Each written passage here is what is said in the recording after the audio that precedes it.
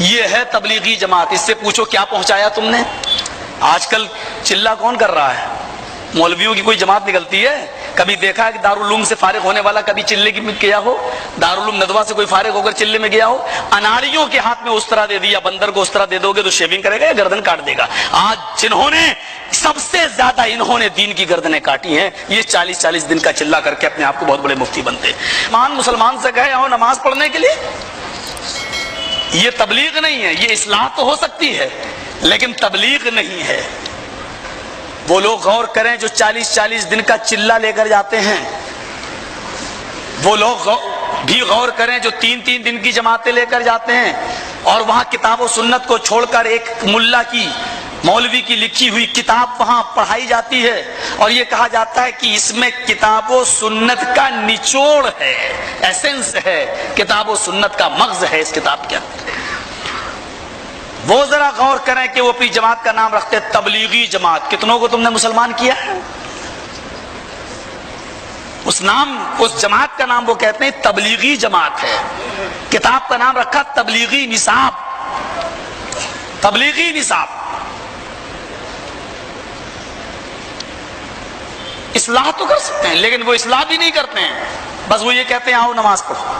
بس نماز پڑھو. کیسے پڑھو؟ وہ چاہے جیسے پڑھو. رفع الیدین کرنا چاہیے؟ نہیں، وہ ہم مسئلے نہیں بتائیں گے. ہم مسائل پہ نہیں جاتے ہیں، فضیلت بتاتے ہیں. نماز پڑھو. کیا بتائیں گے؟ مسواک کر کے نماز پڑھو. کیوں پڑھو؟ ایک بار مسواک کرو گے 70 گنا نماز میں اضافہ ہو جائے گا. یہ فضیلت بتائی جاتی ہے. اس حدیث کا نہ سر ہے نہ پیر ہے. یہ پیش کی جاتی ہیں، یہ فضیلتیں بیان کی جاتی ہیں. پڑھو. کیسے پڑھو؟ نہیں، مسائل پہ مت جاؤ. صاحب بخاری شریف کی حدیث میں نماز کا یہ طریقہ لکھا ہوا ایسے پڑھو. نہیں، حدیث سمجھنا تمہارے بس کی بات نہیں ہے. قرآن سمجھنا تمہارے بس کی بات نہیں ہے. بس نماز پڑھو، جیسے پڑھنا چاہو پڑھو. امام کے پیچھے سورہ فاتحہ پڑھوں یا نہیں پڑھوں؟ نہیں، اس پہ مت جاؤ. پڑھو. تم پڑھتے ہو تو پڑھو، نہیں پڑھتے ہو مت پڑھو، لیکن پڑھو. نماز پڑھو. بہت زیادہ اگر کوئی آدمی جانکار ملا، جیسے میں بامبے جا رہا تھا ٹرین کے اندر، رمضان کا مہینہ تھا. اب بہرحال ان لوگوں نے روزہ افطار کرنے کے بعد نماز پڑھی تو میں نے بھی ان کے پیچھے نماز پڑھ لی.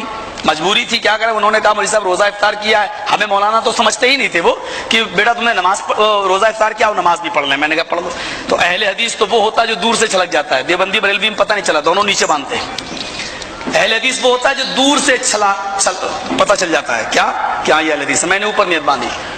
اب وہ بیچارہ مولوی تو تھا نہیں، امیر تھا اس چلے کی جماعت کا.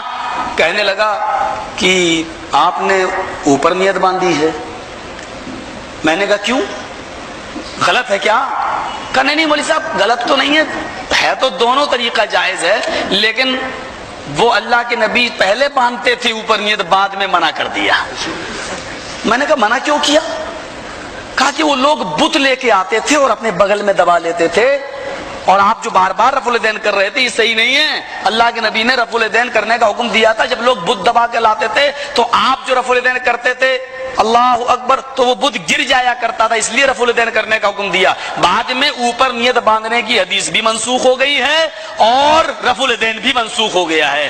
میں نے اس سے کہا میرا اختلاف اس رفع الیدین پر نہیں ہے جو شروع میں کیا جاتا ہے، افتتاح میں اللہ اکبر. ہم تو اللہ اکبر کہتے ہیں، تم اللہ اکبر کہتے ہو.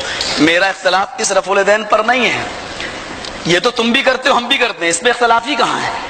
ہمارا اختلاف اس رفع الیدین پر ہے کہ رکوع میں جاتے تھے اللہ کے رسول تو رفع الیدین کرتے تھے، اور رکوع سے اڑتے تھے تو رفع الیدین کرتے تھے. اور اگر وہ 4 رکعت والی نماز ہے، 4 رکعت پڑھ رہے ہیں تو دوسری رکعت کے بعد تیسری رکعت کے لیے اڑتے تھے تو رفع الیدین کرتے تھے. میں نے کہا میرا اختلاف اس رفع الیدین پر ہے. بدھ تو پہلی مرتبہ میں گر گیا اور تمہارا تو یقیناً گر گیا کیونکہ تم تو اوپر کان چھوتے ہو ایسے پکڑ اللہ اکبر. تو بدھ تو پہلی مرتبہ گر گیا. رکوع میں جاتے تھے تو کیوں کرتے تھے، رکوع سے اڑتے تھے تو رفع الیدین کیوں کرتے تھے. میرا اختلاف اس رفع الیدین پر ہے. کہنے لگا لگتا ہے لڑکا کچھ جانتا ہے. بولا لگتا ہے کہ بیٹا تمہیں کچھ معلومات ہے. کہنے لگا اوپر نیت بھی منسوخ ہو چکی ہے، اوپر نیت باندھنے کی حدیث ضعیف ہے. میں نے کہا کیا کہا؟ اہل حدیث کو کہتے ہو کہ اوپر نیت باندھنے کی حدیث ضعیف ہے؟ کہنے لگا ہاں ضعیف ہے، بلکہ ہمارے بہت سے مولوی کہتے ہیں موضوع ہے۔ یہ ہوتی ہے ایک جاہل کی پہچان۔ آج کل چلہ کون کر رہا ہے؟ مولویوں کی کوئی جماعت نکلتی ہے؟ کبھی دیکھا ہے کہ دارالعلوم سے فارغ ہونے والا کبھی چلے کی گیا ہو؟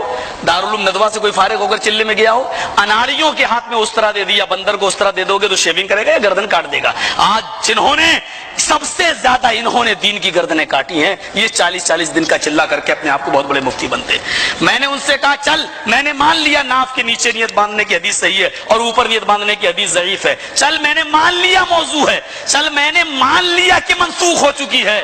اگر سینے پر نیت باندھنے کی حدیث موضوع ہے، ضعیف ہے، منسوخ ہو چکی ہے، تو مجھے صرف اتنا بتا دے کہ تم نے اپنے گھر کی عورتوں کو سینے پر نیت باندھنے سے کیوں نہیں روکا ہے؟ تمہارے گھر کی عورتیں سینے پر نیت کیوں باندھتی ہیں؟